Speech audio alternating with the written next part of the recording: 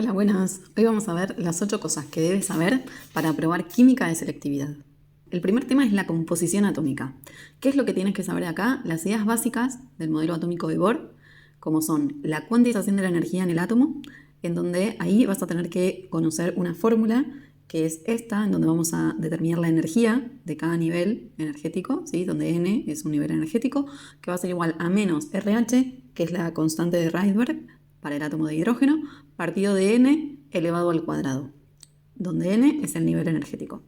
Y la otra que vamos a tener que conocer es la ecuación de Planck, que dice que la energía es igual a la constante de Planck multiplicado por la frecuencia, o lo que es lo mismo, la constante de Planck por la velocidad de la luz entre la longitud de onda. Luego vas a tener que conocer el concepto de partículas subatómicas, número atómico, número másico, conocer y saber hacer la configuración electrónica, poder determinar números cuánticos posibles del electrón diferenciador, aplicando los principios de exclusión de Pauli y de máxima multiplicidad de Hahn, conocer también la tabla periódica o sistema periódico, justificar la reactividad de distintos elementos, poder justificar la variación de propiedades periódicas como son el radio atómico, la energía de ionización, la afinidad electrónica, la electronegatividad en diferentes grupos y en diferentes periodos. Es muy importante que puedas justificar esas variaciones en las propiedades periódicas. El segundo tema súper importante es el enlace químico. Para esto vas a tener que conocer la regla del octeto, la estabilidad de las moléculas o los cristales formados y luego conocer cada uno de los enlaces químicos. Vamos a empezar con el enlace iónico y allí vas a tener que conocer propiedades de los compuestos iónicos, energía reticular, poder calcularla a través del ciclo de Born-Haber. Luego, con respecto al enlace covalente, tienes que ser capaz de escribir estructuras de Lewis, debes ser capaz de establecer o predecir la geometría molecular utilizando la teoría de repulsión de los pares de electrones de la capa de valencia. Vas a tener que conocer también la hibridación del átomo central en una determinada molécula, poder diferenciar entre enlaces sigmas y enlaces pi, poder diferenciar si una molécula es polar o no polar y si un enlace también es polar o no polar, y poder establecer cuáles son las fuerzas intermoleculares entre diferentes moléculas.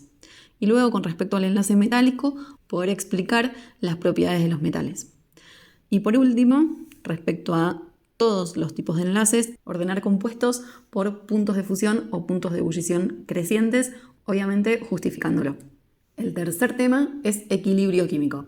Aquí tienes que ser capaz de poder calcular la Kc y la Kp, calcular también el Qc o cociente de reacción e interpretar hacia dónde se va a desplazar una reacción dependiendo de ese valor de Qc. Tienes que ser capaz de calcular concentraciones o presiones parciales de sustancias presentes en un equilibrio y cómo evoluciona ese equilibrio al variar la cantidad de productos o de reactivos. Tienes que poder calcular el grado de disociación y su aplicación al cálculo de concentraciones, ya sea de Kc o de Kp.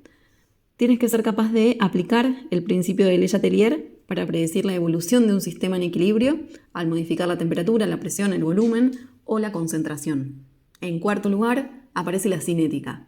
¿Qué tienes que ser capaz acá? Bueno, de obtener ecuaciones cinéticas, conocer las unidades de las magnitudes que intervienen en esa ecuación cinética, predecir la influencia de factores que modifican la velocidad de una reacción, poder identificar orden global y órdenes parciales de una reacción y explicar el funcionamiento de los catalizadores. El quinto tema súper importante es solubilidad. Aquí tienes que ser capaz de relacionar solubilidad y producto de solubilidad.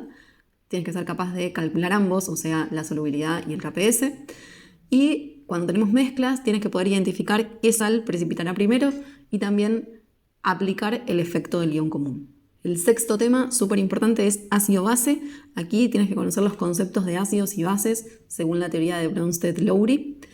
Tienes que poder ser capaz de predecir el carácter ácido, básico o neutro de distintas disoluciones, ser capaz de calcular el pH, la constante de acidez, la constante de basicidad, concentraciones y grado de disociación de diferentes compuestos.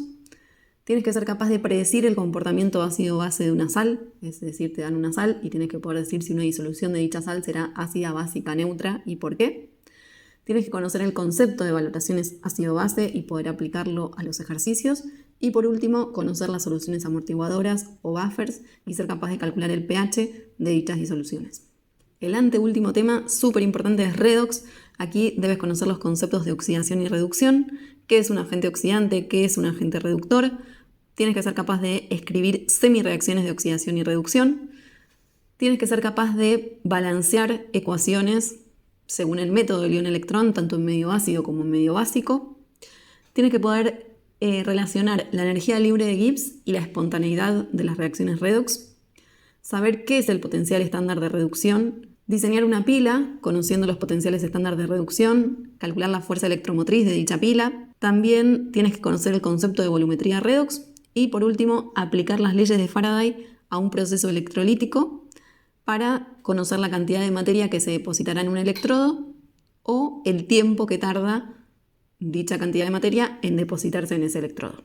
Y el último tema es química orgánica. Aquí debes conocer los distintos grupos funcionales, nombrar y formular distintos compuestos orgánicos como son alcanos, alquenos, alquinos, alcoholes, éteres, aldehídos, cetonas, ácidos, ésteres, haluros de alquilo, aminas, amidas, nitroderivados, nitrilos, y también poder nombrar y formular aquellos compuestos que presentan más de un grupo funcional, es decir, los polifuncionales. Luego debe ser capaz de diferenciar entre isómeros de cadena, de función, de posición, geométricos y ópticos. Debes conocer diferentes reacciones, como son las de combustión, las de sustitución, ya sean alifáticas o aromáticas, reacciones de adición de hidrógeno, de halógenos, haluros de hidrógeno y agua, ya sea a los alquenos o a los alquinos, reacciones de eliminación de agua y de haluros de hidrógeno, reacciones de condensación, entre ellas las más importantes son las de esterificación, y reacciones redox de algunos compuestos orgánicos.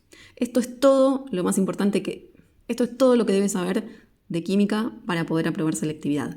Voy a ir haciendo distintos vídeos detallando cada uno de estos conceptos. ¿Estás preparado o preparada para el examen?